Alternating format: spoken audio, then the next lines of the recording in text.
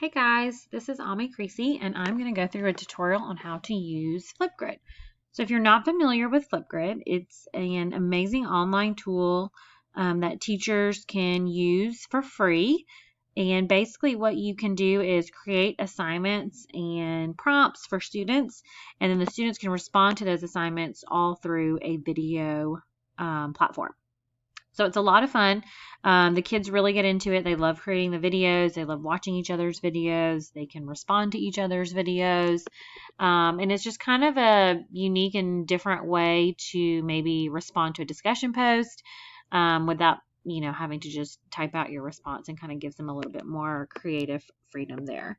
So I'm just going to go through how to create a grid, how to create your first topic, how to share a topic, just to kind of get you started with Flipgrid if it's something that you're interested in using this year. So once you log in to flipgrid.com, you're going to sign up for an account, and you'll just go through the prompts to create an educator's account.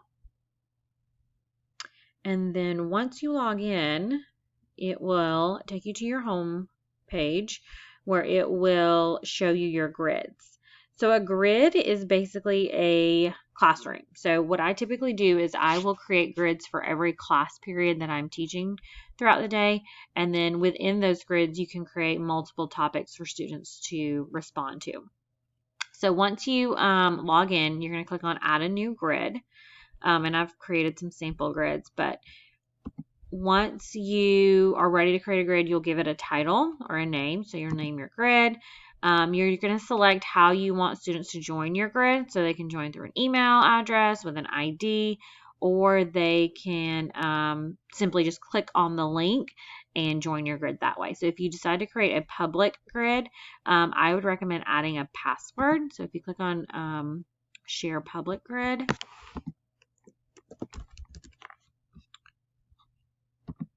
it will prompt you to add a password. So once they click on the link, they'll also need to make sure that they have the correct password to join that grid. So it just kind of gives you that extra layer of protection so that not just any random person can start creating videos in your classroom. They have to have that password in order to access your class. So once your grid is ready, you can start sharing it. So you have a couple of different ways that you can share it. You can copy the link here and maybe post it under announcements on eClass. You could email them that link.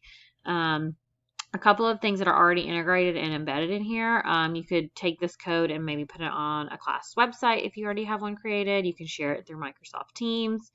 Google Classroom, I know a lot of teachers are already using Google Classroom, so it's a great way to, again, integrate that into an assignment that you've already created, or you can share the link on Remind. So, again, a bunch of different ways that you can get this out to your students for them to be able to access it. So once you've created your grid, you can go in and edit different things about this particular thing. So again, a grid is your classroom, so once I click on Edit, I can change the name of it. So maybe I've decided that I want this to be Marketing Principles First Period. I can change my password if I want to update that or change it. Your status for your grid, if you want it to be active or hidden. So do you want the students to actually be able to see it? Or maybe it's a grid that you've created that you're not ready for them to see yet. You can change that in this particular feature. You can determine when you want notifications for submission. So do you want to get emailed every single time a student submits a video, or do you want to just get emailed weekly on which students have turned in their videos, things like that. You can personalize your cover. So that's the image. I have a bunch of preloaded images here, or you can add your own and then, again, update your grid. So once you have your grid created, there are some different actions that I just wanted to go over. So you can add a co-pilot. So that's basically like adding a co-teacher to your grid. Once you add a co-pilot, they now have access to your grid, so they can create their own topics within that grid. They can view the videos. They can grade the videos. So it's just, a great way to collaborate if another teacher is sharing that class with you. You can duplicate the grid. So let's say you're teaching the same content multiple times throughout the day. So if you have the same class first, second, and seventh period, you can just duplicate it so that you're not having to recreate those topics again and again. So that's a cool feature so that you're not having to do all the work over. So once you've created your grid, you're going to go through and start creating your topics. So these are going to be the different assignments or prompts that you're having students respond to. I'm just going to go ahead and just use this default one. So say hello on Flipgrid is just a cool video for them to be able to just introduce themselves. So I'm going to click on the topic. So I can go in and edit this one, even though this is like a template that Flipgrid has already created for me. I can go in and change the title. I could change, what I want them.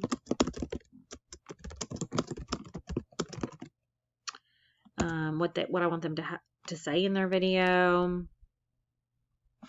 You can adjust the recording time. So this is going to give them a time limit on how long their video should be. So however, whatever your rubric states or whatever that criteria is for your particular prompt, allowing them to record for a longer period of time. Video moderation is really great. I would definitely recommend turning that on. This basically lets you view the videos before other students can view their video. So if you have a student that maybe does something inappropriate or says something silly and you don't want the whole class to see that yet, you would want to turn this on, moderate that video, view the video, and then activate it if you think it's appropriate. Then the other students in your classroom would be able to watch the video and respond to it once you have activated it. So I would definitely turn that on. A focus, let me delete that so that you can see them, is really cool because you can add some sort of media resource maybe that helps the students understand the prompt or what they're supposed to be responding to a little bit better. You could record your own video of you maybe giving the instructions or showing an example of what your expectation is. You could upload a YouTube video that maybe gives them an example or instructions or tips and tricks or, whatever it is that they're responding to. Or maybe they're responding to something they see in the YouTube video. Topic tip is a way for you to maybe just give them extra advice or extra instructions on how to respond to your topic. You can add an attachment. So this is great because if you have maybe a Google Doc or something like that where you want to add extra instructions, you could attach a rubric for them. So that's really great so they can see exactly what the criteria that they need to have in their video. So this is really great. You can launch and set launch and freeze date. So that's basically a start date and a due date. So if you want your video to become active on August 12th, and then they need to have it completed by August 14th, and then after August 14th, they would no longer be able to access the assignment. So again, just basically setting a due date. They can access different video features. Student-to-student replies is how students can leave each other feedback or leave each other comments. So that's really great. I always leave that on so that they can respond to each other. Teacher feedback. So you can leave feedback on each student's individual video. You can leave them a video, like leave their feedback in the form of a video, or you can just type out comments and feedback. You can also create a rubric within Flipgrid. So that's really cool so that you can choose that criteria on how you're planning on grading them, set the point value, and then grade them all within, this one platform. So again, just different ways that you can edit your topic to suit your needs. So you're going to click on update topic.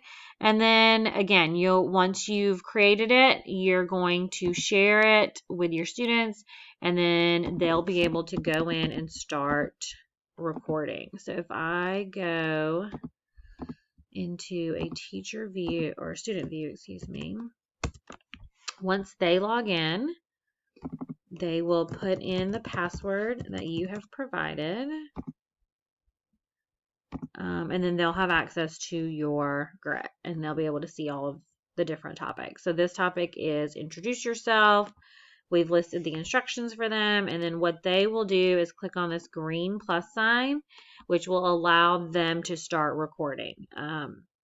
So once they start recording, they can record as many times as they want to. And then once they're happy with their submission, they'll click on submit. And then you'll get a notification saying that student so-and-so has submitted a video. And then you'll be able to go in and moderate it and then activate it and leave them feedback. So I wanted to show you what that looks like. So if I go back to an existing grid. So let's say marketing principles. So if I go to their introduction videos, so it has their instructions, and then you can go through and see all of the different students that have responded. So I have 83 responses, 521 views, and this is really cool. It has 5.3 hours of engagement. So it kind of gives you an idea of how actively involved and engaged the students are, whether they're viewing other people's videos, leaving responses to other students. And it'll tell you too if the student has replied or has any replies from another student. So once you click on a student's video, this is where you can leave them some feedback. So you can leave feedback in the form of a video. You can grade them based on their criteria and the point scale that you've created. You can just type in their comments and then email them the feedback or send them a link to their feedback. So again, really great way just to do that immediate communication with the student and let them see or let them know how well they've done. So once you have started creating topics, a mixtape is really cool because this is where you can take videos, individual videos from students, and combine them into a mixtape. So you're basically taking videos maybe from introductions, videos from your entrepreneurship brainstorm, and then creating a mixtape of combining all of those videos into one place. And so then you can take that mixtape and share it with other teachers, share it with maybe another class, share it with parents, whoever you're planning to share that video with and showcase those videos to, you can just, again, send them that link once you click on share.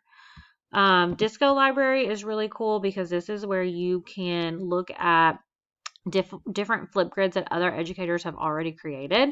So it's broken down by tons of different topics. Let's see, let's click on code. So if you click on a topic, it'll show you all the different topics that have already been created. So there are 20 topics under this particular subject area. So if I go to impacts of computing and I look through this and I say, okay, this is a really cool Flipgrid that I want to use, I can select a grid that I want to copy it to.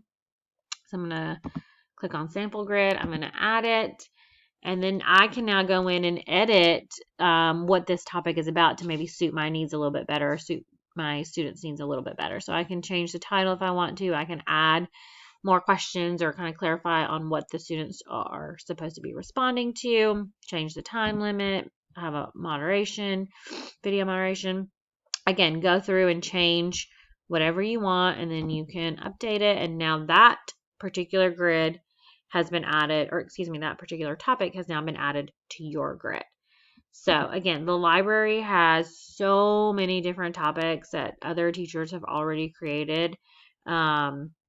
It's a really great way for you to kind of just look through and see what other educators have made and see how you can tweak it to fit your classroom. So again, definitely a great tool to kind of go through and see what other people have already made. So that is basically the gist of Flipgrid. Again, it's a really cool way for students to stay engaged, for you to be able to give them feedback. I think it's a really great way to build relationships with students, especially at the beginning of the year. You're not going to get to see them face to face. So having, again, a name with a face and learning about who they are and letting them kind of express themselves through this format is really great. So again, that's Flipgrid. If you have any questions, feel free to let me know. Thanks.